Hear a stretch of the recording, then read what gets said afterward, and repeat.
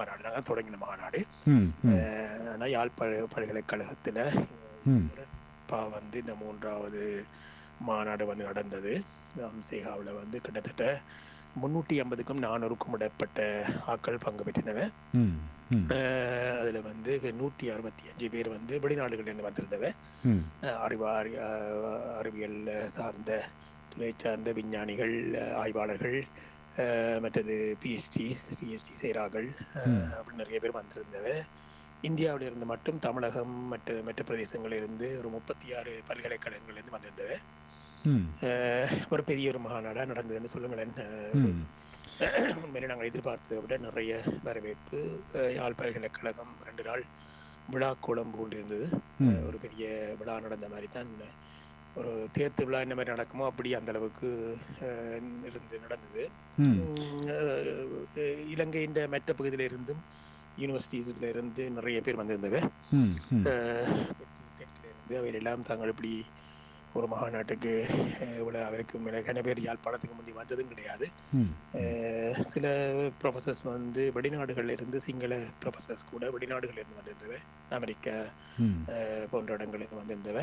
இப்போ அதே கூட வந்து தாங்கள் இப்படி சந்தர்ப்பம் தங்களுக்கு அங்கே வெளிநாட்டில் கூட கிடைக்கல அப்படின்ற மாதிரி சொன்னவன். உண்மையில வந்து ஒரு அவ்வளோ பேரையும் யாழ்ப்பாணத்தில் பார்க்க யாழ் பல்கலைக்கழகத்தில் இப்படி ஒரு மாநாடு நடத்துறது வந்து உண்மையில சந்தோஷமா இருந்தது. ஆமாம், நீங்கள் உண்மையில வந்து ஒரு பெரிய ஒரு சாதனையை தான் தெரிவிக்கிறீர்கள். ஆமாம், அதை பற்றிய செய்தியை நாம் பார்த்தோமானால் கடந்த 2019ஆம் ஆண்டு யாழ்ப்பாணத்தில் அந்த முதலாவதாக இந்த மாநாடு தொடங்கப்பட்டு 2023 தமிழ்நாடு கோயம்புத்தூரில் உள்ள கோவை தொழில்நுட்ப நிறுவனத்தில் 2வதை தொடர்ந்து இப்போ கடந்த மார்ச் மாதம் 3வது மாநாடு நீண்ட காலங்களுக்கு பின் நடக்கப்பட்டிருக்கின்றது யாழ்ப்பாணத்தில். அதாவது வந்து நோர்வே நாட்டு உயர்கல்வி ஆற்றல் அபிவிருத்தி இயக்கத்தின் இயக்குனரான Norway directorate for higher education and skills உதவியுடன் யாழ்ப்பாண பல்கலைக்கழகம், இந்தியாவில் உள்ள கோயம்புத்தூர் தொழில்நுட்ப நிறுவனம் மற்றும் நீங்கள் பணிபுரியும் மேற்கு நோர்வே பல்கலைக்கழகம் western Norway university of applied sciences கூட இந்த இணைவோடு தான் இந்த மாநாடு ஏற்பாடு செய்யப்பட்டிருக்கின்றது. ஆமாம், இதில் நீங்கள் குறிப்பிட்டப்பட்ட விடயம் அந்த நானோ தொழில்நுட்பம், நானோ டெக்னாலஜி என்பது வந்து இப்பொழுது உலகில் பெரியொரு தூய சக்திக்கு மிகவும் பேசு பொருளாக, சுகாதார பயன்பாடுகளுக்கான இது பேசு பொருளாக பேசப்பட்டு வருகின்ற தருணத்தில் இந்த மாநாடு நடைபெற்றிருப்பது உண்மையில் பெரிய வரவேற்றத்தக்கதாக வந்து பலர் தெரிவித்திருக்கிறார்கள். இந்த தொழில்நுட்பம் சார்ந்த பெரும்பாலான துறைகளில் அவர்கள் அதனை பயன்படுத்த தொடங்கிவிட்டார்கள் என்று கூறப்படுகின்றது. சொல்லுங்கள், இந்த நானோ டெக்னாலஜி எப்படி அந்த தொடர்ந்து அதாவது வந்து குறிப்பாக தமிழர் தாயகத்தில் எப்படி அதன் வளர்ச்சி இடம்பெறப் போகின்றது? இப்போ என்னென்னு சொன்னால், இப்போ நானோ டெக்னாலஜின்றது வந்து உண்மையில நானோ மெட்டீரியல்ஸ், அதாவது எந்தவித புதிய தொழில்நுட்பம் என்று பார்த்தாலும் உங்கள் நானோ மெட்டீரியல்ஸ் தான் இப்போ வந்து பாவிக்கப்பட போகுது. அது வந்து எந்த துறையாக இருக்கட்டும், நாங்கள் சக்தியையும் உண்மையில சுகாதாரத்துறையும் தான் நாங்கள் பார்க்குறோம். ஆனால் வந்து அது மட்டுமல்ல இல்லாமல் எல்லா துறையிலையும் தகவல் தொழில்நுட்பமாக இருக்கட்டும், எந்த கம்ப்யூட்டர்ஸாக இருக்கலாம், குவாண்டம் கம்ப்யூட்டிங் என்று வருது, எந்த துறையை எடுத்தாலும், எந்த தொழில்நுட்பத்தை எடுத்தாலும் இன்றைக்கு வந்து நானோ மெட்டீரியல்ஸ், அதாவது நானோ டெக்னாலஜின்றது உங்களுக்கு தெரியும் தானே, நேயர்களுக்கும் தெரிஞ்சிருக்கும். உண்மையில வந்து 10⁻⁹, அதாவது 10⁻⁹ அடுக்கு மீட்டர் யோசிச்சு பாருங்க. 10⁻³ அடுக்கு வந்து மில்லிமீட்டர், அதுக்கப்புறம் மைக்ரோமீட்டர், அது வந்து நானோமீட்டர்ன்றது வந்து நானோமீட்டர் அளவுன்றது வந்து உண்மையில ஒரு அணுவுண்ட ஒரு 10 அணுக்களுண்ட அளவு தான் ஒரு நானோமீட்டர்.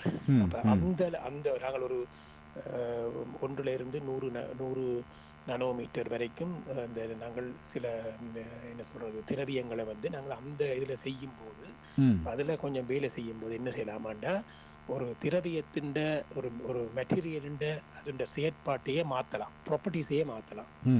அதுதான் உண்மையான விஷயம். இப்போ நீங்கள் ஒரு உதாரணத்துக்கு ஒரு மெட்டீரியல் எடுத்தீங்கன்னா, அந்த மெட்டீரியல் வந்து சிவப்பு நிறமாக இருக்குது என்றால், உதாரணத்துக்கு பொன் எடுங்களேன், தங்கத்தை எடுங்களேன், கோல்டு எடுங்க. கோல்டு எடுத்தீங்கன்னா கோல்டு வந்து கோல்டு நிறம், ஒரு பொன்னிறம். அந்த பொன்னிறத்தை வந்து அதே மெட்டீரியலை வந்து நீங்கள் சின்ன சின்னதாக வெட்டி கொண்டு போய் நனோ அளவுக்கு கொண்டு போனீங்கன்னா, அதே பச்சையாக மாறி, அதே நீளமாக ஊதமாக மாதிரி அதே நீளமா மாறி ஊதாவா மாறுற அளவுக்கு மாற்றலாம். அப்போ இந்த இந்த அப்போ அதோடைய ஒளிய திரிக்க பண்ணுற தன்மை எல்லாத்தையும், ஒளிய உறிஞ்சிற தன்மை எல்லாத்தையும் மாற்றலாம்.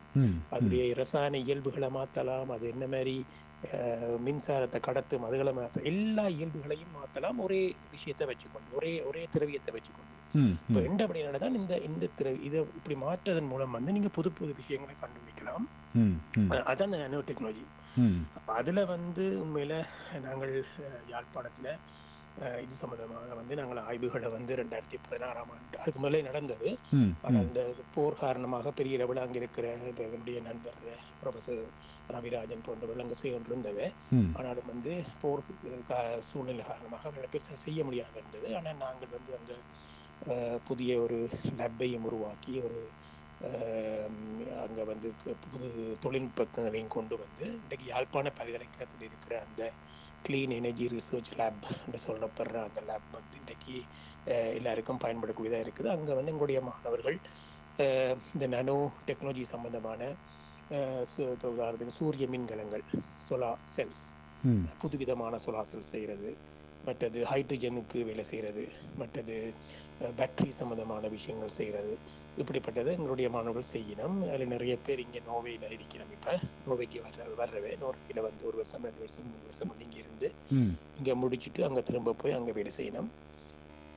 அப்போ இதில் வந்து எங்களுடைய தமிழ் பகுதிகளில் வந்து மாணவர்கள் கிழக்கு பல்கலைக்கழகம் இதில் வந்திருக்கு. அப்போ எங்களுடைய வந்து யாழ்ப்பாண பல்கலைக்கழக மாணவர்கள் நிறைய செய்யணும். அதே வழியில் வந்து தமிழகத்திலையும் வந்து நிறைய இந்த செயற்பாடுகள் இருக்கிறபடினால நாங்கள் ஒரு தமிழகத்தில் இருக்கிற யூனிவர்சிட்டிஸுக்கும் யாழ்ப்பாணத்துக்கும் இடையில கூட தொடர்புகள் ஏற்படுத்தி இருக்கிறபடினால இப்போ மாணவர்கள் இப்போ என்னுடைய நாங்கள் இங்கே தொடங்கின அந்த ரிசர்ச் குரூப் வந்து இன்றைக்கு வந்து ஒரு 70 பேரை கொண்ட ஒரு பெரிய ஒரு ரிசர்ச் குரூப்பாக மாறி இருக்கு.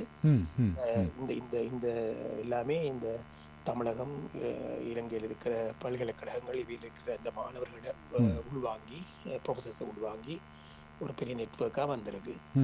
அதாவது நீங்கள் முன்பு கூட நாங்கள் வானொலியில் கூட பேசியிருந்தோம் பேராசிரியர் தியாளன். அதாவது வந்து அங்கிருந்து மாணவர்களை இங்கே வந்து அவர்களுக்கு இந்த இப்படியான அந்த தொழில்நுட்பம் பற்றிய கல்வியை கொடுத்து அங்கே திருப்ப அவர்களை கொண்டு சென்று அங்கே இருந்து ஆராய்ச்சி செய்யக்கூடிய மாறியான செயற்பாடுகளை செய்து வருவதாக கூறியிருந்தீர்கள். நீங்கள் இப்பொழுது குறிப்பிட்டிருக்கும் அந்த 70 பேர் கொண்ட ஆராய்ச்சி குழு, அதாவது வந்து குறிப்பிட்ட அளவு நோர்வேயிலும் குறிப்பிட்ட அளவு ஆக்கள் வந்து அதாவது வந்து யாழ்ப்பாண பல்கலைக்கழகத்திலும் பணியாற்றுகிறார்களா? யாழ்ப்பாண பல்கலைக்கழகத்தில் உண்மையில வந்து இப்போ நிறைய பேர் தமிழகத்திலிருந்து வந்திருக்கிறோம். அவையும் திரும்பி போயிருக்கணும். அவையிலையும் சேர்த்து தான் நீங்கள் சொல்கிறேன். இப்போ எல்லாரும் சேர்த்து தான் 70 பேர்கிட்ட 35 பேர் பிஹெச்டி முடிச்சாக்கள் இருக்கணும். அதே மாதிரி யாழ் பல்கலைக்கழகத்தில் இருந்து இப்போ வந்து இப்போ எங்களுடைய யூனிவர்சிட்டியில் இங்கே பிஹெச்டி செய்யணும், மாஸ்டர்ஸ் செய்யணும். நான் ஒவ்வொரு வருஷமும் வந்து போயிடும் வந்து இங்கே வந்து மாஸ்டர்ஸ் பிஹெச்டி செய்யணும். ஆமாம், இந்த மாநாடு கடந்த யாழ்ப்பாண பல்கலைக்கழகத்தில் கடந்த மாதம் நடைபெற்ற அந்த மாநாட்டிலும் கூட மிகுந்த வரவேற்பு பெற்றிருக்கின்றது. அதாவது வந்து இன்றுமில்லாதவருக்கு அளவுக்கு கூடுதலான எண்ணிக்கையான மக்கள் மற்றும் அறிவியல் ஆக்கள் மற்றும் கூடுதலாக அந்த அரசியல் சார்பாக கூட நோர்வே எம்பசியிலும் இருந்து கூட கலந்து கொண்டிருக்கின்றார்கள் என்று கூட படங்கள் ஊடாக பார்க்கப்பட்டிருக்கின்றது.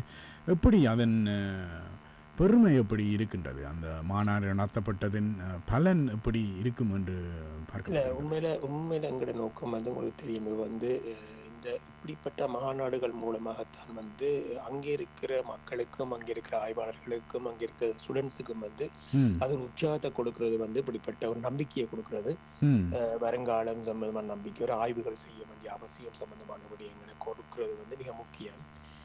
அப்போ இப்படிப்பட்ட கான்ஃபரன்சஸ் வந்து இன்டர்நேஷனல் கான்ஃபரன்சஸ் உண்மையில் வந்து இது இலங்கையிலேயே நடைபெற்ற கான்ஃபரன்ஸ் இல்லை. இப்போ நாங்கள் நடத்தினபடியாண்டு நான் சொல்லலை. நான் பொதுவாக வந்து இலங்கையிலேயே வந்து இவ்வளோ 160 பேர் வெளிநாட்டிலேருந்து வந்து நடக்கிறதுன்றது சரண குறைவு கான்ஃபரன்சஸ். அதுவும் இந்த கால பகுதியில் இப்போ கடந்த அவர்களுடைய இலங்கையினுடைய பொருளாதார வீழ்ச்சி காரணமாக வந்து அங்கே ஆய்வுகளெல்லாம் குறைஞ்சிட்டுது. அதால் வந்து அங்கே இருக்கிற ஸ்டூடெண்ட்ஸுக்கு வாய்ப்பு இல்லை தங்களோட ஆய்வு கட்டுரைகளை கொண்டு போய் இடத்துல ப்ரெசென்ட் பண்ணுறதுக்கு எல்லாம் வாய்ப்புகள் இருக்கையில். பட் இந்த எங்களுடைய ஆய்வு மாநாடு மூலமாக அவர்கள் அவர்கள் அவருடைய ஆய்வு கட்டுரைகளையும் வந்து நாங்கள் இன்டர்நேஷ்னல் ஜேர்னல்ஸில் வந்து பிரசுரிக்கப்படும். அதையெல்லாம் அவை கொஞ்சம் உதவியாக இருக்கும். இப்போ இப்போ அதான் பிரச்சனை. இப்போ தனியாக வந்து யாழ்ப்பாணம் மட்டுமண்டி இல்லாமல் முழு இளங்கரியிலே கூட பார்த்தா கூட அதனால தான் கூட பேர் வந்தவை. என்னென்னு சொன்னால் அவை அங்கேத்திய சூழ்நிலை அப்படி இன்றைக்கு இருக்கிற நிலைமையில் வந்து ஆய்வு செய்கிறதுக்கே பல்கலைக்கழகங்களில் மற்ற பல்கலைக்கழகங்களில் தெற்கில் எத்தனையோ பேராசிரியமாக சொல்லினோம். ஆய்வுக்குரிய பணம் அங்கே கொடுக்கப்படுற இல்லை. கெமிக்கல்ஸ் வாங்க இயலாது, ரசாயன பொருட்கள் வாங்கிடலாம். கெமிக்கல்ஸ் வாங்குறது பெரிய கஷ்டமான விஷயம் அங்கே. அப்போ கெமிக்கல்ஸ் வாங்கிலாட்டி அங்கே ஒரு ஒரு ஒரு ரிசர்ச்சும் செய்யலாது, ஒரு ஆய்வுகளும் செய்யலாது. அப்போ இதான் அங்கத்திய பிரச்சனை. அப்போ இப்போ எங்களுடைய ப்ரொஜெக்ட் இருக்கிற அப்படின்னால இப்போ யாழ்ப்பாணத்துக்கு வந்து நாங்கள் எல்லாம் வாங்கி அனுப்புகிற அப்படின்னால ரசாயன பொருட்கள் வாங்கி அனுப்பக்கூடியதாக இருக்குது, மற்ற இன்ஸ்ட்ருமெண்ட்ஸும் வாங்கி அனுப்பக்கூடியதாக இருக்குது. அதனால் வந்து இப்போ தெற்கில் இருந்து கூட ஆட்கள் வந்து யாழ்ப்பாணத்தில் நின்று தான் யாழ்ப்பாண பல்கலைக்கழகத்தின் லேப்பை பாவிக்கிற அளவுக்கு இப்போ இருக்கு நிலைமை. அப்போ தான் அங்கத்தின் நிலைமைக்கு இப்படிப்பட்ட ஆய்வு மாணவர்கள் சில முக்கியம். இல்லாட்டியில் அங்கே வந்து ஆய்வுகளே நடக்காது. அது சூழ்நிலையில் இப்போ இல்லை, குறைஞ்சிட்டு போகுது. பட் அங்கே இருக்கிற பேராசிரியர்கள் நிறைய பேர் வழிக்கிடினோம். என்றால் அங்கே பண நிலைமை காரணமாக, பொருளாதார நிலைமை காரணமாக எல்லாரையும் வெளியில போய் சொல்லி அரசாங்கமே அனுமதிக்குது. அப்போ அரசாங்கம் வந்து 5 வருஷம் 10 வருஷம் லீவில் வெளியில போயிட்டு வரலாம்னு சொல்லுது. அதால வந்து யூனிவர்சிட்டிஸில் இன்றைக்கு வந்து யாழ் பல்கலைக்கழகத்திலேயே வந்து எங்களுடைய பொறியியல் சைடில், அதாவது இன்ஜினியரிங் ஃபேக்கல்ட்டியில் வந்து படிப்பிக்கிறதுக்கே ஆட்கள் இல்லை. ஒரே ஆள் 3 பாடம் 4 பாடம் படிப்பிக்க வேண்டியதாக இருக்குது ஒரே ப்ரொஃபஸர். அதாவது இந்த தட்டுப்பாடு நீங்கள் குறிப்பிட்டீர்கள், அந்த பேராசிரியர்கள் பல, அதாவது வந்து அங்கே நிலவும் ஒரு பொருளாதார சூழ்நிலை காரணமாகத்தான் இந்த பல ஆசிரியர் தட்டுப்பாடும் ஏற்பட்டிருப்பது கூட, அதாவது காலப்போக்கில் இது தீர்க்காவிட்டால் கல்வியை கூட பாதிக்கும் வாய்ப்பு இருக்கின்றதா? அதாவது வந்து சரியான கல்வியில் பெரிய ஒரு விழுக்காடு ஒன்று இருக்கு. இப்போ உங்களுக்கு முதலே தெரியும், நான் முந்தைய காய்ச்ச விஷயம் வந்து இந்த ஸ்டெம் எஜுகேஷன் என்று சொல்கிறது. அதாவது ரசாயனன்றது விஞ்ஞானத்துறையில் வந்து விஞ்ஞானம் கணிதத்துறையில் வந்து பிள்ளைகளோட நாட்டம் குறைஞ்சிடுது ஏற்கனவே. அப்போ வந்து ஏலவெள்ளியே கூட மேத்ஸ் சயின்ஸ் எடுக்கிற ஆக்கள் அளவு குறைஞ்சிடுது. இதால் வந்து அதில் பாஸ் பண்ணி வராக்கள் கூட யூனிவர்சிட்டிக்கு வர்றது ரொம்பவே குறைஞ்சிட்டுது. அப்போ யாழ்ப்பாண பல்கலைக்கழகத்தில் மாணவர்களை சரியான மாணவர்கள் எடுக்கிறதே கஷ்டமாக இருக்குது, பொருத்தமான மாணவர்கள் எடுக்கிறதே கஷ்டமாக இருக்குது. அப்போ இது ஒரு அதுக்கு அதே வழியில் யாழ்ப்பாண பல்கலைக்கழகத்துக்குள்ள வந்தாலும் இங்கே பல்கலைக்கழகத்தில் வந்தாலும் இங்கே கல்வி கற்பிக்கிறதுக்கு கூட ஆசிரியர்கிட்ட பற்றாக்குறை இருக்குது. இப்போ இது ஒரு நோவேஜின்னு சொல்லினா சிற்கரண்டு இது ஒரு பிழையான ஒரு வட்டமாக போய் கொண்டிருக்க போகுது. என்று இது வந்து காலப்போக்கில் இந்த விளைவு வந்து பெரும் விளைவாக இருக்க போகுது. அப்போ மாணவர்கள் படிக்க விஞ்ஞானத்துறை எடுக்கிறது குறைவாக இருக்குது, அதுக்கு பிறகு பல்கலைக்கழகத்துக்கு வர்றது குறைவாக இருக்குது, அங்கே படிப்பிக்கிறதுக்கு ஆட்கள் பற்றாக்குறை இருக்குது. அப்போ இது வந்து காலப்போக்கில் வந்து மிகப்பெரிய ஒரு 5, 10, 15 வருடங்களில் வந்து கூட இலங்கை வந்து மிக ஒரு பின்தங்கிய நிலையை எடுக்கலாம். மற்றது எங்கட பகுதிகளில் உண்மையில் பிள்ளைகள் வந்து கலைத்துறை சமூகவியல் இதுகளை தேர்ந்தெடுக்க தான் கூடவாக இருக்குது. அதே வேளையில் இன்னொரு பகுதி வந்து அதாவது வெளிநாட்டு பல்கலைக்கழகங்கள் இருக்குது தானே, அதுகளோட கிளைகள் எல்லாம் இருக்குது இலங்கையில். இப்போ அதுகளில் படிக்கணுமன்றதுக்காக வேண்டி ஆங்கில வழியில் இப்போ இங்கே இருக்கிற பிரிட்டிஷ் ஏ லெவல்னு சொல்லுவேமே, அப்படிப்பட்ட ஏ லெவல்ஸை படித்து கொண்டு இலங்கையை விட்டுட்டு வெளியில் போத்தான் யோசிக்கணும். இப்போ அப்படி வரைக்கும் இலங்கை பல்கலைக்கழகத்துக்குள்ளே வந்து வர்றாக்கள் அதுலேயும் குறையுது. குறிப்பாக வந்து தமிழ் மாணவர்களோட எண்ணிக்கை சரியான குறைவு. யாழ் பல்கலைக்கழகத்தை உதாரணமாக எடுத்து பார்த்தீங்கன்னா விஞ்ஞானத்துறையில் தமிழ் மாணவர்களோட பகுதி மிக குறைவு. இது பெரிய ஒரு பாதிப்பாகத்தான் பார்க்கப்படுகிறது இல்லையா? தமிழ் சமூகத்துக்கு உண்மையில் வந்து முன்பொரு காலத்தில் கூட விஞ்ஞானத்தில் வளர்ச்சி அடைந்த சமூகமாக இருந்த நாம் தொடர்ந்து எமது அடுத்த சந்ததியினரை அங்கே அந்த விஞ்ஞானம் மற்றும் நீங்கள் குறிப்பிட்ட அந்த கணித துறைக்குள், அதாவது வந்து பிள்ளைகளை கொண்டு சேர்ப்பது கூட பெற்றோரின் பங்கு தான் நிச்சயம் ஏதோ ஒரு தட்டுப்பாடாக இருக்க வேண்டும் இல்லையா? பங்கு கொண்டு இருக்குது, அது உண்மை. ஆனால் அதுக்கு அங்கால வந்து இன்றைக்கு வந்து பிள்ளைகள் தாங்க முடியும். இந்த இப்பத்திய பிள்ளைகள் வந்து இந்த ஆல்ஃபா ஜெனரேஷன் ஜி ஜெனரேஷன் என்று வந்துட்டு தானே இந்த ம் பிள்ளைகள் வந்து இவர்களுடைய மனப்போக்கு வந்து இவர்கள் வந்து கூடுதலாக வந்து பெற்றோர்களை விட தாங்களால் முடிவெடுக்கிற அளவுக்கு வந்துட்டாங்க இப்ப. ம் ம் அப்ப ம் அவையில் வந்து எதை இலகுவாக படிச்சு எதை இலகுவாக வேலை எடுத்துக்கொண்டு நல்ல பணம் ஊட்டுறதுக்கு என்ன வழி இருக்குன்னு யோசிக்கணுமே தவிர ம் வெளிநாட்டுக்கு போகணும்னு யோசிக்கிற தன்மை இப்ப நான் பொதுமைப்படுத்த இயலாது. ம் ஆனா இருந்தாலும் அந்த அந்த டெண்டன்ஸ் வந்து அங்க இருக்கு. இது வந்து உண்மையில எல்லாருமே சொல்லிடலாம். ஆனால் இதுக்குரிய வேலைகள் செய்ய வேண்டிய நிறைய தேவைகள் இருக்கு. ஸ்டெம் எஜுகேஷன் வந்து இப்போ நீங்கள் அதை நோவேல பார்த்தாலும் இதே பிரச்சனை தானே. ம் இங்கேயும் ம் வந்து இங்கேயும் அதே பிரச்சனைகள் இருக்குது. எல்லா இடத்துலையும் அந்த விஞ்ஞானத்துறை சம்பந்தமானது உலகளாவிய பிரச்சனை. ம் இல்லை, விஞ்ஞானத்துறை அது எப்படி பார்க்கப்பட வேண்டுமென்றால் அந்தந்த துறைகளில் வந்து வேலை வாய்ப்புகள் அதிகம் உருவாக்கப்பட வேண்டும். அப்படியாயில்தான் பல இளம் சந்ததியினர் அந்தந்த துறைகளுக்குள் தங்கள் படிப்புகளை தெரிவு செய்யும் வாய்ப்புகள் அதிகமாக போகும் இல்லையா? குறிப்பாக நோர்வேயில் நாம் பார்த்தோமானால் எண்ணெய் வளத்துறை தொடர்ந்தும் கடந்த 50 வருடங்களுக்கு மேலும் இன்னும் ஒரு 50 வருடங்கள் தொடர்ந்து நீடிக்கும் என்று எதிர்பார்க்கப்படுகிறது. அதேபோல் நோர்வே நாடாக இருக்கக்கூடிய அந்த எண்ணெய் உற்பத்தி நாடு கூட கணிசமான அளவு பணத்தை, அதாவது வந்து எண்ணெய் வளத்தில் இருந்து கிடைக்கும் அந்த பணத்தை கூட அந்தபடி கூடியான அந்த தூய சக்திக்காக செலவழிக்கின்றது. அதன் ஊடாக கூட பல வாய்ப்புகள் நோர்வே நாட்டில் உருவாக்கப்படுகின்றது. இதேபோல் தமிழர் தாயகத்தில் எப்படி அந்த புதிய வாய்ப்புகளை, முதலீடுகளை நாம் உருவாக்கலாம்? இல்லை, உண்மையில வந்து இப்போ உண்மையில இது ஒரு சில இக்கட்டான நிலைமை. உண்மையில தூய சக்தி வந்து தமிழ் பிரதேசங்களில் அதுக்கான வாய்ப்பு நிறைய இருக்குது. அது உண்மையில தூய சக்தி நடத்தமெண்டா சூரிய சக்தியாக இருக்கலாம், இல்லாட்டில் காற்று, அதாவது விண்ட் எனர்ஜி வேற சக்தியாக இருக்கலாம். இது ரெண்டுமே வந்து அதாவது நார்தர்ன் டிஸ்ட்ரிக்ட், அதாவது நார்த் ப்ராவின்ஸ்ன்னு சொல்லிக்கணுமே, வட மாகாணத்தில் வந்து நிறைய இருக்கு. ஆனால் இலங்கையில் இருக்கிற மிகப்பெரிய பிரச்சனை இன்றைக்கு அது மட்டும் இல்லை. யாழ் மாவட்டத்தில் கூட நிறைய பேர் வந்து வீடு வழியெல்லாம் சூரிய மின்கலங்கள், சோலார் செல்ஸ் கூட்டியிருக்கிறோம். ஆனா நீங்க இப்ப கேள்விப்பட்டிருப்பீங்களோ தெரியல, அண்மை காலங்கள்ல வந்து இலங்கையில் இருக்கிற மிகப்பெரிய பிரச்சனை இந்த கிரிட், அதாவது இப்ப இங்க நாங்க சொல்லுவோம் நெட்ன்னு சொல்லுவோமே, உங்களுடைய மின்சாரம் வந்து இந்த நெட்டு கூட தான் போகுது. அதாவது வந்து அந்த கிரிட் ஒரு கரண்டை கடத்தக்கூடிய அந்த மின்சார வயர்கள்னு சொல்லப்படுகிறது. அதுக்கு மூலமாகத்தான் அப்ப மின்சாரம் செல்லுறது. அப்ப என்னென்னா இலங்கை முழுக்க வந்து அந்த கிரிட் வந்து ஸ்டேபிள் இல்லை, அதாவது அது நிலையா நிக்கிற இல்லை. என்ன பிரச்சனை என்றால் அப்ப சில நேரங்கள்ல வந்து நிறைய சூரிய சக்தி வந்து இப்ப ஆட்கள் எல்லாம் மேலதிகமான சக்தியை வந்து இந்த கிரிட்டுக்கு அனுப்பிக்கல, அங்க கிரிட் வந்து பாதிக்கப்பட்டு ஸ்டேபிள் இல்லாததுல அதை வந்து டிப் பண்றேன்னு சொல்றது, அது வந்து டக்குன்னு நிற்கிது. இது மிகப்பெரிய பிரச்சனை எப்போ வருதுன்னு சொன்னால், குறிப்பாக வந்து ஞாயிற்றுக்கிழமையிலையும் குறிப்பாக வந்து லீவு நாட்களில் அங்கே பாவிக்கிற சக்தின்ற அளவு குறைஞ்சி போச்சு. அப்போ உற்பத்தி செய்கிறத விட குறைஞ்சி போகிறது அவ சொல்லிடணுமா, இது நான் சொல்லல, அவே சொல்லிடணும். அதாவது சிஇபிசியில் ஒன்று எலக்ட்ரிசிட்டி வீச் சொல்லு, அவர் கான்ஃபரன்ஸுக்கு வந்தவர், அவரும் ஒரு டாக் கொடுத்தவர் சேர்மன். அவர் சொல்கிறார் வந்து இது பெரிய பிரச்சனையாக இருக்குது. அண்மை காலத்தில் பார்த்தீங்கன்னா இந்த முடங்களுடைய புது வருட காலப்பகுதியில் 11ஆம் தேதியிலிருந்து ஏப்ரல் 11ஆம் தேதியிலிருந்து ஏப்ரல் 21ஆம் தேதி வரைக்கும் இந்த சிஇபிசியில் எலக்ட்ரிசிட்டி போர்ட் கேட்டுக்கொண்டது மக்களை, நீங்கள் வந்து தயவு செய்து உங்களுடைய மின்சார சக்தியை நீங்கள் உருவாக்குற சக்தியை சொலார் இந்த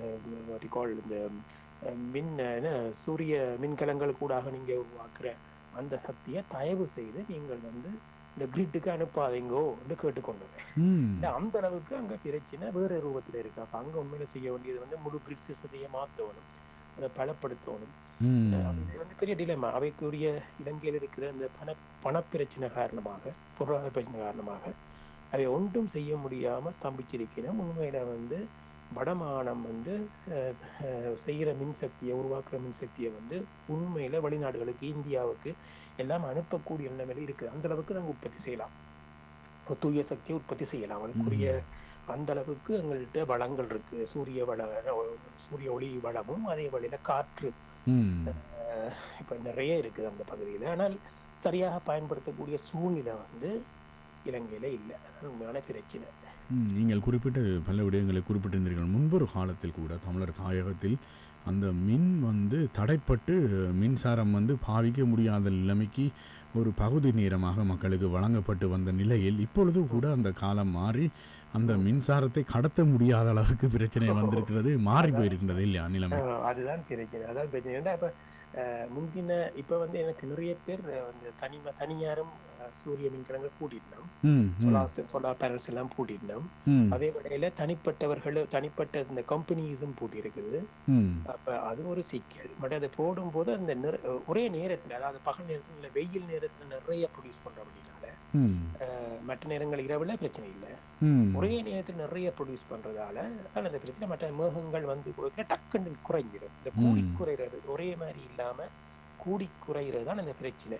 ம், அவ என்ன நெட்டுக்குரிய பிரச்சனை. இந்த டெக்னிக்கல் பிரச்சனைகள் நிறைய இருக்கு அவைக்கு இலங்கையில. ம். அது குறிப்பாக வந்து இப்போது பார்த்தோமானால் நோர்வே நாட்டை பொறுத்தவரையில் நாம் அந்த நீர் இல்லையா, அந்த நீரின் ஊடாகத்தான் அந்த தூய சக்தி பெறப்படுகின்றது. அதை வந்து ஓரளவுக்கு வந்து கட்டுப்படுத்தலாம். அந்த மின்சாரம் எப்படி இப்போ கடத்தப்படுகின்றது என்பதை வைத்து, பாவனையை வைத்து கட்டுப்படுத்தலாம். இப்பொழுது கூட அந்த யூரோப்பியன் மார்க்கெட்டோடு சேர்த்து விட்டு அவர்கள் விலையை கூட நிர்ணயிக்கும் அளவுக்கு, கட்டுப்படுத்தும் அளவுக்கு கொண்டு வந்திருக்கின்றார்கள் நோர்வே நாட்டை பொறுத்தவரையில். ஆனால் அங்கே வந்து அப்படியான செயற்பாடுகள் கடினமாக இருக்கின்றது. ஏனென்று சொன்னால் அந்த மின்சாரத்தை வந்து எக்ஸ்போர்ட் பண்ண முடியாமல் இருக்கின்றது, இல்லாட்டி அது தென் மாகாணத்துக்கு கூட அனுப்ப முடியாமல் இருக்கிறதா. அதில் என்ன பிரச்சனை, அங்கே உள்ள பிரச்சனை வந்து இப்போ அவைக்கு சிலோன் எலக்ட்ரிசிட்டி போர்டுன்ற அந்த மின்சார திணைக்களத்துக்கு கூட அவைக்கு தெரியாது யார் ப்ரொடியூஸ் பண்ணினா அங்கே எவ்வளோ தூரம் வருதுன்னா அவைக்கு ஒரு கண்ட்ரோல் இல்லை. அதான் இந்த பிரச்சனை. அதை பற்றி தான் இப்போ அங்கே பேர் காய்ச்சி கொண்டிருக்கணும். அதை பற்றி தான் என்ன அதுதான் கிரிட்டிசைஸ் பண்ணினோம், கண்டனம் எழுப்பினோம். அவைக்கே கண்ட்ரோல் இல்லை என்று. அதான் அந்த பிரச்சனை. அதுக்குரிய இப்போ நோர்வேலேண்டா அப்படி இல்லை. நோர்வேல வந்து நீங்கள் அவை நச்சா நிப்பாட்டலாம். நீங்கள் வந்து சில இடங்களில் வந்திருக்கு வந்து நீங்கள் சில மின்சாரம் தேவையில்லாத நேரத்தில் நீங்கள் உற்பத்தி செய்யுங்கன்னா, நீங்கள் கிரிட்டுக்கு அனுப்பினீங்கன்னா உங்களுக்கு மைனஸ்ல போகும். அப்படி கூட சில நாடுகள்ல இருக்குது. அப்படி சில மேற்கத்திய நாடுகள் இருக்குது. ஆனால் அப்படி அந்த அளவுக்கு இலங்கை வேற இல்லை. அப்போ அதுக்கு காலம் எடுக்கும். நிறைய வித்தியாசம் நிறைய செய்ய வேண்டி வரும். ஆனால் மன்னார்ல இருக்குது விண்ட் மில்லுன்னு சொல்லி 32 வின் மோல்ஸ் இருக்குது அங்கே மன்னார்ல. அது நிறைய சக்தி அது வந்து ப்ரொடியூஸ் பண்ணுது. ஒவ்வொன்றும் 1 மெகாவாட் 30 மெகாவாட் கூட ப்ரொடியூஸ் பண்ணி அது முழுக்க சவுத்துக்கு தான் போகுது. தெற்குக்கு தான் போகுது. அப்படினால அதுவும் அது புது கிரிட் சிஸ்டம் போட்டிருக்கீங்கன்னா அதனால அது போகுது. அப்போ நிறைய ப்ரொடியூஸ் பண்ணப்படுது. ஆனால் முக்கியமான விடயம் அங்கே கூட தொழில்நுட்ப வளர்ச்சி நடைபெற்று கொண்டு வருகின்றது. நீங்கள் குறிப்பிட்ட அளவுக்கு அந்த இப்படியான அந்த தூய சக்தியை சேமிப்பதற்கான வழி என்ன? இது கூட பல வழிகள் இருக்கின்றது. அங்கே எப்படியான வழியாக இது பார்க்கப்படுகின்றது? அங்கே வந்து அதுக்குரிய ஒன்றும் வேற இல்லை. இந்த மாதிரி இப்போ நான் என்னுடைய யூனிவர்சிட்டி கூடாக இப்போ நாங்கள் சில ப்ராஜெக்ட்ஸ் மூலமாக வந்து இப்போ அங்கே சொல்கிறோம் வந்து உங்களுக்கு சரியான வழி. நீங்கள் மின்சாரத்தை சேமிக்கிறேன்னு சொன்னால் பேட்டரியில சேமிக்கலாம். ஆனால் பேட்டரி வந்து நிறைய செலவு. அதை விட நீங்க ஹைட்ரஜன்ல சேமிங்கோ, ஹைட்ரஜனை உருவாக்குங்கோ. இந்த சக்தியை பாய்ச்சி ஹைட்ரஜனை உருவாக்கினீங்கன்னா நீங்க ஹைட்ரஜனை வந்து வருங்காலத்துல வந்து இன்னொரு 10 வருஷத்துல நான் நினைக்கிறேன் வந்து இந்த கடற்துறை வந்து கப்பல்கள் வந்து கூடுதலாக ஹைட்ரஜனை பாய்க்கணும்னு நம்ம வரும். அப்ப அப்படி வரைக்குல வந்து இலங்கைக்கு வந்து அதை ஒரு ஏற்றுமதி செய்யக்கூடிய ஒரு வளமா இருக்கும். எங்களுக்கு வெக்காங்கேசன்துறை, திருகோணமலை இப்படிப்பட்ட இடங்கள் எல்லாம் கூட துறைமுகங்கள் இருக்கிறபடினால வர்ற கப்பல்கள் வந்து திருகோணமலையில் வருதுன்னு சொன்னாலும் ஏற்றி கொண்டு போகலாம். ஹைட்ரஜனை பாவிக்கலாம், லேசாக இருக்கும். அப்போ ஹைட்ரஜன் தேவைன்றதுக்காக வந்து இப்போ நாங்கள் ஒரு யாழ் பல்கலைக்கழகத்தின் ஊடாக நாங்கள் எங்களுடைய நோர்வே பல்கலைக்கழகம் நாங்கள் சேர்ந்து வந்து அவைகளுக்கு ஒரு இலங்கை பூராவுக்குமான ஒரு மாஸ்டர் டிகிரி ப்ரோக்ராம் ஒன்று உருவாக்குறதுக்கு இப்போ ட்ரை பண்ணி கொண்டிருக்கிறோம். பணத்துக்கு அப்ளை பண்ணியிருக்கிறோம். அது கிடைச்சதுன்னு சொன்னால் நாங்கள் இலங்கை பூராக அப்படி தொடங்கி யோசிக்கிறோம். ஏன்னா இலங்கையில் இந்த மாதிரி வேற இல்லை. நோர்வேயே இப்போதான் ஓரளவுக்கு வந்து நடந்து கொண்டிருக்குது. நல்ல விடயம். நீங்கள் அந்த பல்வேறு திட்டங்களின் ஊடாக அந்த சக்தியை கூட நாம் தொடர்ந்து பயப்படக்கூடிய வாய்ப்புகள் இருக்கின்றது என்று குறிப்பிட்டிருந்தீர்கள். ஆமாம், இப்பொழுது கூட நாம் தூய சக்தி எப்படி சேமிப்பது என்று பற்றி பல விடயங்களை பற்றி உங்களுடன் பேசிக்கொண்டிருக்கின்றோம். ஆமாம் பேராசிரியர், தொடர்ந்து நாம் அந்த தூய சக்தி உலகத்தில் எப்படி மாற்றத்தை கொண்டு வரப்போகின்றது என்பதை பற்றி நாம் பேசுவோம். இப்பொழுது நாம் கூட பார்ப்போமானால் உலகத்தில் ஒரு பெரிய ஒரு சிக்கல் உருவாகி இருக்கின்றது. அமெரிக்காவில் அதிபர் ட்ரம்ப் பொறுப்பெடுத்த பிற்பாடு வந்து முன்பு அதுக்கு பொறுப்படுறதுக்கு முன்பு வந்து பெரிய ஒரு மாற்றம் உலகம் மாறிக்கொண்டு இருந்தது. அதாவது தூய சக்தியை நோக்கி நீங்கள் குறிப்பிட்ட அந்த ஹைட்ரஜன் தான் உலகத்தின் எதிர்கால சக்தியாக கூட பார்க்கப்பட்டது. அதேபோல் பல்வேறு விதமான சக்திகள் கூட methanol, green ammonia, green methanol போன்ற சக்தி பொருட்கள் கூட பார்க்கப்பட்டன. இப்பொழுது மிகவும் ஒரு சிக்கலான நிலைமையில் போய்கொண்டிருக்கிறது. இது எப்படி போக போகின்றது என்பதை பற்றி நாம் சில உங்கள் ஆய்வுகள் எப்படி இருக்கின்றது? மிக கவலையான விடயம். பாரிஸ் ஆப்தாலே என்று சொல்லுவோம் இல்ல, பாரிஸ்ல ஏற்படுத்தப்பட்ட பிரகடனம் அதிலிருந்து அமெரிக்கா வழியில முதல்ல கடந்த காலத்திலையும் போனது, இப்ப திரும்ப வழியில போயிட்டுது. அதே வழியில வந்து பழைய அரசு இருக்கைக்குள்ள ட்ரம்புக்கு முதல்ல வந்து பைடன் இருக்கும்போது அமெரிக்காவில் கொண்டு வந்த இன்ஃப்ளேஷன் ஆக்ட் என்று கொண்டு வந்தவர். அந்த இன்ஃப்ளேஷன் ஆக்ட் மூலமாக வந்து இந்த தூய சக்தி சம்பந்தமான வேலை செய்கிற கம்பெனிகள், தனியார் நிறுவனங்களுக்கு எல்லாம் நிறைய உதவிகள் கிடைக்கப்பட்டது.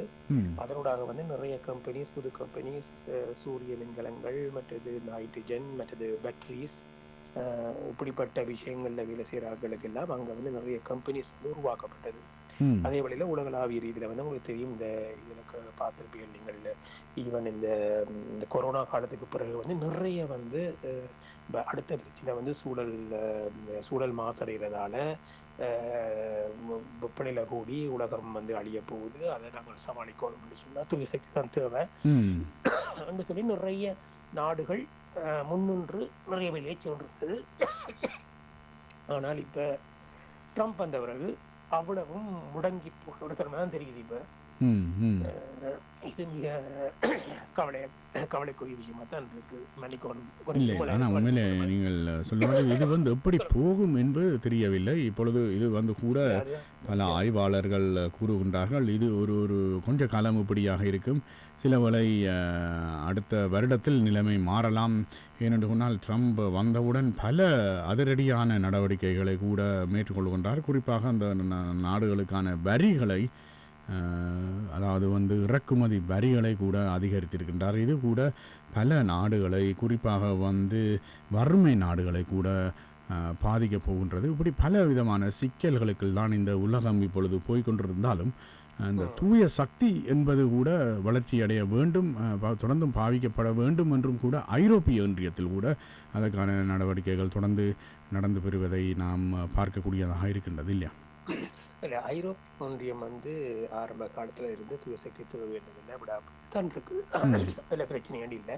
ஈவன் சைனா கூட தூய சக்திக்கான வேலையில் தொடர்ந்து சேர்ந்து வருது. உலகத்தில் மிக தீவிரமாக தூய சக்திக்காண்டி வேலை சேர்ந்து வர ஒரு நாடாக சைனா மாறிக்கொண்டு வருது. இப்போ இந்தியா கூட உலகின் இப்போ ஜெர்மனியை விட கூடுதளவு மின்கலங்கள், சூரிய மின்கலங்களை வந்து இந்தியா வந்து பயன்படுத்தி தொடங்கி இருக்குது. அப்போ உலகளாவிய வந்தாலும் என்ன நடக்கும் என்று சொன்னால், அமெரிக்கா ஒரு பெரிய மார்க்கெட், அந்த மார்க்கெட்டில் வந்து கொண்டு வர்ற இப்படிப்பட்ட பிரச்சனைகள் வரையில உண்மையிலே இப்போ நீங்கள் ஹைட்ரஜனாக இருக்கட்டுக்கும், சூரிய சக்தியாக இருக்கலாம், அதுக்கு வந்து அரசாங்கங்கள் வந்து ஓரளவுக்கு சலுகைகள் செய்தால் தான் அதை வந்து கொண்டுடலாம் இப்படிப்பட்ட தூய சக்திகளை ஆரம்பத்தில். அப்போ அரசாங்கங்களுக்கு வந்து பொருளாதார ரீதியில் மிக பிரச்சனைகள் இந்த வரிகள் மூலமாக, அமெரிக்கா மூலமாக வர்றதால, மற்றது இங்கே யுக்ரைனில் நடக்கிற இந்த சண்டை, இப்படிப்பட்ட விஷயங்களை வந்து ஐரோப்பிய நாடுகள் கூட தூய சக்தியில் வந்து நிறைய பணத்தை எங்கேருந்து கொண்டு வர பிரச்சனை ஒன்று இருக்குது, எங்கேருந்து செலவழிக்கின்ற பிரச்சனை ஒன்று இருக்குது, இது மார்க்கெட் என்ற பிரச்சனை ஒன்று இருக்குது. இப்போ எல்லாருமே தங்களை பற்றி யோசிக்க, தங்களோட நாடுகளை பற்றி யோசிச்சு தங்களுடைய விஷயங்களை மட்டும் யோசிக்கல என்ன நடக்கும்னு சொன்னால், இந்த அவைன்ற பிரச்சனைகள் வேற பிரச்சனையா தான் இருக்கு. தூய சக்தியை பற்றி ரெண்டாவது பிரச்சனையா போயிடும். இப்போ அதான் இன்றைக்கு நடக்கும். உலகம் வந்து தூய சக்தி முக்கியம் என்று நினைச்சு கொண்டிருந்த நாடுகள் எல்லாம் இன்றைக்கு வேற ஒரு விஷயத்துல அவங்களுடைய நேரத்தை பாவிக்கிறது, எனர்ஜியை பாவிக்கிற ஒரு நிலைமையில இருக்கிறோம். அதால எதிர்வரும் 3 வருடங்கள் ஏன்னா இது அடிப்படை பிரச்சனை வந்து ட்ரம்ப் போன்ற அவர்கள் ஏற்கனவே சொல்லிட்டு நம்ம தூய சக்தி அது தேவை வேண்டியில்லை, உலகத்தில் காலநிலை மாற்றம் கொண்டு வர்றதுக்கு இந்த ஃபொசைல் எனர்ஜி என்று சொல்லப்படுற எரிபொருட்கள் காரணம் இல்லை, நிலக்கரி காரணம் இல்லை, நிலக்கரி நாங்கள் கூட இன்னும் தோண்ட வேணும், ஃபொசைல் ஃபோலை பாவிக்க வேணும், ஆயில் கேஸ் இதில் பாவிக்க வேணும் என்று சொல்கிறபடினால அவை அடிப்படையே அதான். ம். அடிப்படை அவையினுடைய தத்துவமே அதான். அப்படி இருக்கைக்குள்ள வந்து அவை வந்து அடுத்த 3-4 வருடங்களுக்கு தூய சக்திக்கான உதவி செய்வினமண்ட என்று தெரியல. ம். ஆனா அப்ப அதே நேரத்துல அது வந்து மற்ற நாடுகளையும் பாதிக்கப்படும். அப்ப கொஞ்சம் இப்ப எல்லாருமே பொதுவா சொல்ற விஷயம் வந்து இது பின்னோக்கி போகுதுன்றதுதானே. காலநிலை மாற்றத்தை பற்றி கதைக்கிற விஞ்ஞானிகள் அமெரிக்காவுக்கு வரக்கூடாண்டு ட்ரம்ப் சொல்லியிருக்காருல்ல. ம். அங்க அங்க வர்ற விஞ்ஞானிகள், அங்க வேலை செய்யற ஆட்கள் எல்லாரும் வந்து அவளுக்குள்ள அவையில கவனமா இருக்கணும், அவையில எடுக்கக்கூடாது, அவையில பின்ன விவரங்கள் தேவை, இதெல்லாம் ம். சொல்லப்படுதல்லோ. அப்ப இந்த ஒரு முழு பூசணிக்காய சோத்துக்குள்ள புதைக்கிற மாதிரி ம். காலநிலை மாற்றத்துக்கு மனிதன் காரணம் இல்லை என்றுதான் ட்ரம்புண்ட அடிப்படையான தத்துவம். அதாவது வந்து முன்பு கூட கடந்த முறை ஜனாதிபதியாக ட்ரம்ப் இருந்தபோது கூட அமெரிக்கா அந்த பாரிஸ் அக்ரிமெண்ட் அந்த இருந்து உடன்படிக்கையிலிருந்து வெளியேறிந்தது. பிறகு பைடன் பொறுப்பேற்ற பின் அவர் அதை திரும்பவும் அந்த இதுகள் அமெரிக்கா இணைந்து கொள்ளும் என்று அறிவித்திருந்தார். இப்பொழுது கூட அமெரிக்கா திரும்பவும் அந்த நாங்கள் முந்தைய சிறுவரில் படித்த அந்த வேதாளம் முருங்கை மரத்தில் ஏறின போல்தான் கதை போல்தான் நடந்து கொண்டிருக்கின்றது. ஆனால் உண்மையில் பெரிய ஒரு குழப்பமாகத்தான் அந்த உலகம், அந்த அமெரிக்காவின் செயற்பாடுகள் மற்ற உலக நாடுகளை பாதித்து கொண்டிருக்கின்றது என்பதைத்தான் அண்மைய செய்திகள் சொல்லி செல்லுகின்றன. ஆமாம். உண்மையில பாதிக்கப்படுறது வந்து 2 விடயமா நாம் பார்க்கணும். ஒன்று வந்து தூய சக்தி சம்பந்தமான விடயங்கள். மற்றது வந்து மனிதர்கள் இணைந்து வாழ்றது சம்பந்தமானது. இணைந்து வாழ்றது மனிதர்களுக்குள்ள அதாவது மெஜாரிட்டி மைனாரிட்டி என்று இருக்கீங்களோ, இந்த சிறுபான்மை சேர்ந்தவர்கள் பாதிக்கப்பட போறவர்கள் தன்மை, வெளிநாட்டவர்கள் வெளிநாட்டிலிருந்து வந்து குடிபெயர்ந்து வந்தவர்கள் பாதிக்கப்படுற தன்மை. இப்போ ஹார்வர்ட் யூனிவர்சிட்டிக்கு ட்ரம்ப்புக்கு முடியலே பிரச்சனை நடக்குது என்ற, அதாவது சிறுபான்மையினர் சம்பந்தமா இதுகள் இருக்கக்கூடாது, அது சம்பந்தமான கல்விகள் நடக்கப்படாது போன்ற இதெல்லாம் கொண்டறியணுமோ.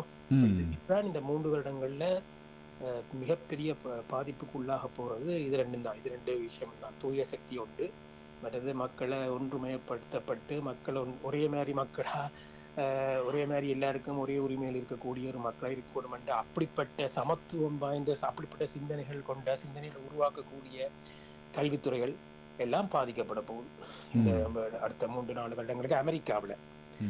இப்போ ஐரோப்பா வந்து அதுக்கு எதிராக இருக்கிறது மிக சந்தோஷமான விஷயம், நிம்மதியை தர்ற விஷயம். ஆனால் இப்போ நாங்களும் புலம்பெயர்ந்து வாழ்ந்தாலும், இது ஒரு பெரிய ஒரு புலம்பெயர்ந்து வந்தாலும், எங்களுடைய பிள்ளைகள் இங்கே வந்தாலும் வருங்காலம் எப்படி இருக்குமென்ற ஒரு பயம் வந்து இப்போ எல்லாருக்கும் வரத்துக்கிட்டு என்ன வருங்காலத்தில் எங்களோட பேர பிள்ளைகள் அடுத்த சமூகம் எப்படி இருக்க போகுதோ, என்ன நடக்க போகுதோ ஒரு பயம் வரத்துக்கிட்டு இப்போ எல்லாருக்கும். அதுக்கு ட்ரம்ப் ஒரு காரணமா இருக்கிறார். அவர் சம்பந்தமான இது வந்து இப்போ நாங்கள் ஐரோப்பாவில் எல்லா இடமும் பார்க்குறோம் தானே. ஆமாம், நாம் தொடர்ந்து தூய சக்தி உலகத்தில் நடக்கும் மாற்றங்கள் பற்றி நீண்ட நேரமாக பேராசிரியர் தியாளன் வேலாயுத பிள்ளை அவர்களோடு பேசி கொண்டிருக்கின்றோம். ஆமாம், நாம் நிறைவாக நீங்கள் நடைபெற்று வந்த அந்த மாநாட்டின் ஊடாக, யாழ்ப்பாணத்தில் நடைபெற்ற அந்த மாநாட்டின் ஊடாக அங்கே ஒரு பெரிய ஒரு எழுச்சி நடைபெற்றிருக்கிறது என்று எதிர்பார்க்கலாம்.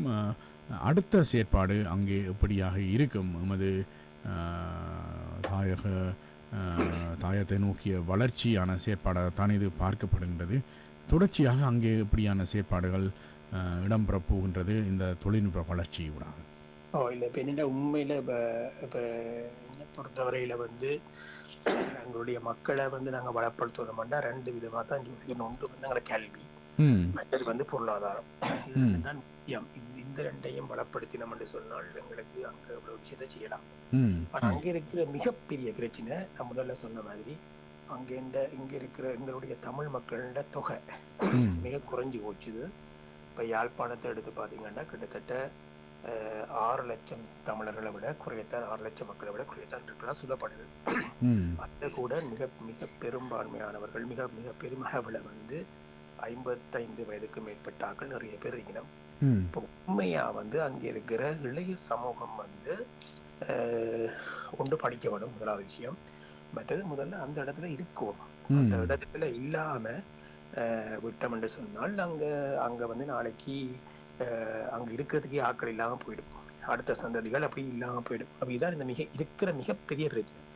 அவையில அங்க இருக்கிற இளம் சமூகத்தை வந்து அங்க வச்சிருக்க வேண்டும் என்றால் அவைக்கு பொருளாதாரத்தை மேம்படுத்தணும் உண்டு. அடுத்தது வந்து அவைக்கு நல்ல கல்வி வசதிகளை செய்து கொடுக்கணும். கல்வி எடுத்த பிறகு அங்க வேலை வாய்ப்புகள் இருக்கக்கூடிய அளவுக்கு அங்க நாங்கள் வாய்ப்புகளை செய்து கொடுக்கணும். ஆனால் இதுதான் புலம்பெயர் சமூகத்தின் மிகப்பெரிய வேலையா நான் எனக்கு தெரிகிறது. அப்ப சில பேர் என்னுடைய நண்பர்கள் சில பேர் வந்து நீங்கள் சில பார்த்திருப்பீங்கள். என்னுடைய நண்பர்கள் இப்ப நாங்கள் போன முறை எங்களுடைய கான்ஃபரன்ஸ் நடக்கல வந்த நண்பர்கள் அவர்களை இப்போ உறுதி செய்து நம்ம வந்து லண்டன்ல இருந்து தாங்கள் வந்து 100 மில்லியன் 10 கோடி இலங்கை ரூபாயை வந்து தாங்கள் பாவிச்சு ஒரு வருஷத்துக்கு பாவிச்சு எப்படியும் நாங்கள் அங்கே வந்து கம்ப்யூட்டர் சயின்ஸில் வந்து கம்ப்யூட்டர் கிராஜுவேட்ஸை உருவாக்குறோம் கம்ப்யூட்டர் துறையில். ஆனால் தனியார் துறைக்கு உடனடியாக வேலை செய்யக்கூடிய அளவுக்கு அவைக்கு ஒரு நாலேஜ் கொடுக்குறேன்னு சொல்லி நாங்கள் போன வருஷம் ஒரு யூனிவர்சிட்டி ஒரு அகாடமி தொடங்கினாங்கள். ஒவ்வொருத்தருக்கும் 1 மில்லியன் செலவுங்களுக்கு உண்மையில ஒரு ருபீஸ் 10 லட்சம் செலவு ஒவ்வொருத்தருக்கும். ஆனால் வெளிநாட்டில் இருந்து மற்ற இண்டஸ்ட்ரியில் பேசுகிறாக்களை வச்சு 20 பேர் எடுத்து 100 பேரை படிப்பிச்சு அதில் 102 பேர் பாஸ் பண்ணவன் 9 மாதம் தான் படிப்பிச்சாங்க. ஆனால் 7 என்ன சொல்றது ஒவ்வொரு நாளும் 5-7 நாளும் காலையிலேருந்து நேரம் வரைக்கும் வந்து வேலை செய்யணும். அவையல் 102 பேர்ல 78 பேருக்கு இப்ப யாழ்ப்பாணத்துல வெளிநாட்டு கம்பெனிகளுக்கு ஐடி ஸ்பெஷலிஸ்டா வேலை கொடுத்தாச்சு. இப்ப இந்த அடுத்த குரூப் வந்து இந்த முறை தொடங்கி இருக்கிறோம் 150 பேருக்கு இந்த முறை திரும்ப எடுத்திருக்கிறோம். அப்ப எங்களுடைய நோக்கம் வந்து யாழ்ப்பாணத்துல அடுத்த இடங்களுக்குள்ள எப்படியும் ஒவ்வொரு வருஷமும் 150-200 பேரை உருவாக்கி அங்க வந்து வேலை கொடுக்குறேன்னு சொல்லி. அப்ப எங்களுக்கு உண்மையில இப்படிப்பட்டதுக்கு என்ன தேவை என்றால் இப்ப இங்கிருந்து யாரும் நீங்கள் இப்படிப்பட்டவர்களை வேலைக்கு எடுப்பீங்க என்றால் உங்களோட ப்ராஜெக்ட் செய்யறதுக்கு யாழ்ப்பாணத்தை வச்சு செய்வீங்கன்னு சொன்னால் தயவு செய்து தொடர்பு கொள்ளுவோம். நாங்கள் அங்கேயே ஒரு இப்படிப்பட்ட வளமுறைய இளையோர்களை உருவாக்கலாம். அதே வேளையில என்ன முக்கியம் உருவாக்கி பிரயோசனம் இல்லை அவைக்கு வேலை கொடுக்காட்டி வேலை கொடுத்தா அவன் அங்க இருப்பினான். இதை மாதிரி வேற துறைகளையும் எங்களோட முதலீடுகளை அங்க செய்தோம்னு சொன்னால் முதலீடு செய்து அவர்களுக்கு வேலையில கொடுத்து அதுதான் மிக மிக பிரச்சனை முக்கியமான பிரச்சனை. அங்க ஆட்கள பலம் ஆட்களும் இல்லாம அவங்க ஒன்றுமே செய்யறாங்க. அப்ப அது மிக முக்கியம். நாங்கள் இங்க இருந்து எவ்வளவும் கலைக்கலாம் எவ்வளவும் செய்யலாம் என்ன செய்யணும்னு யோசிக்கலாம். அங்க மக்கள் இல்லாட்டி அங்க ஒன்றுமே செய்யறாதானே. அதுக்கான விஷயத்தை நாங்க யோசிச்சு செய்யணும் ஒவ்வொருத்தரும் செய்யணும். அங்க உண்மையில ஒரு நல்ல ஒரு வேலையும் கொடுத்து நல்ல ஒரு படிப்பையும் கொடுத்து அதுக்குரிய வேலையும் கொடுத்தால் அங்க இருக்கிறது தான் ஜனம் விரும்புது. வெளிநாட்டுக்கு வந்து கஷ்டப்பட வேண்டிய அவசியம் இல்லை. அவைக்கு உண்மையில இனி வந்து ஒரு வாழ்க்கையை தொடங்குறது தேசப்பட்ட விஷயம் இல்லை. ஆனா அவைக்கு அதை செய்து கொடுக்கறது நாங்கள் புலம்பெயர் சமூகம் அதைத்தான் செய்யணும் என்றது என்னுடைய விருப்பம்.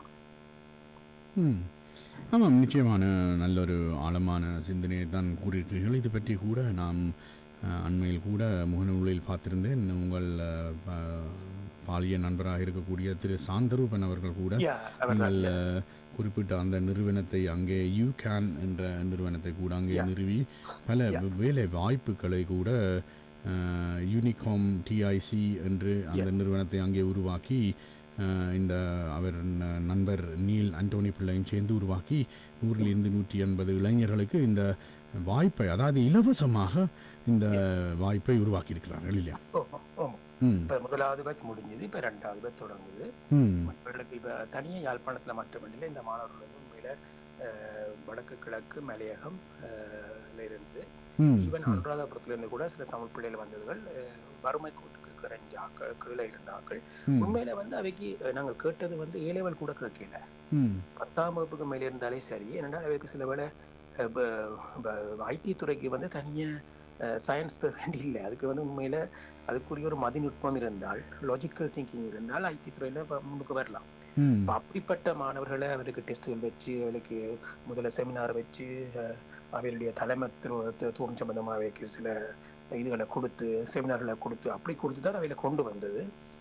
உண்மையில நம்ப மாட்டீங்க, இந்த இதுல வந்து டாப் பண்ணினபடியன் போன முறை டாப் பண்ணபடியன் வந்து 10ஆம் வகுப்போட பாடசாலையை விட்டு மீன்பிடித்துறையில ஈடுபட்டிருந்த ஒரு மாணவன் தான் ஃபேஸ்புக்ல இதை கண்டுட்டு வந்து அப்ளை பண்ணி இங்க வந்து அவர் தான் பேட்ச் டாப். அந்த இதுல அவருக்கு உடனே வேலையும் கிடைச்சிட்டு. அப்ப அந்த உண்மையில அது வந்து மிக முக்கியமான விஷயம் வந்து அந்த பாடசாலைக்கு போகாம இருக்கிற பிள்ளைகளை கூட நாங்கள் உள்வாங்கவே தேவை இருக்குது. அவைகிட்ட திறமைகள் இருக்கும்.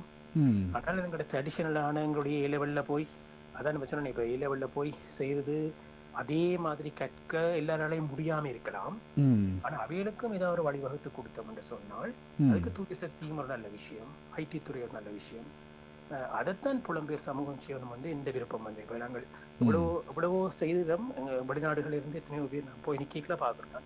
ம். உலகளாவியிலிருந்து சனங்கள் வந்து எத்தனையோ பேர் ஹெல்ப் பண்ணினோம், உதவி செய்யணும். சின்ன சின்ன ப்ரொஜெக்ட்ஸ் தான் எல்லாருக்கும் விருப்பம் இருக்கு, ஆசை இருக்கு, செய்யணும். ம். ஆனால் என்னென்னு சொன்னால் எப்பயுமே எங்களில் தங்கி இருக்கிற மாதிரி இல்லாமல் அவையில தங்கட காலில் நிற்கிற மாதிரி அவைகளுக்கான அந்த அறிவை கொடுக்கணும். அதான் மிக முக்கியமாக நான் பார்க்குறேன். அறிவையும் கொடுக்கணும், ம்.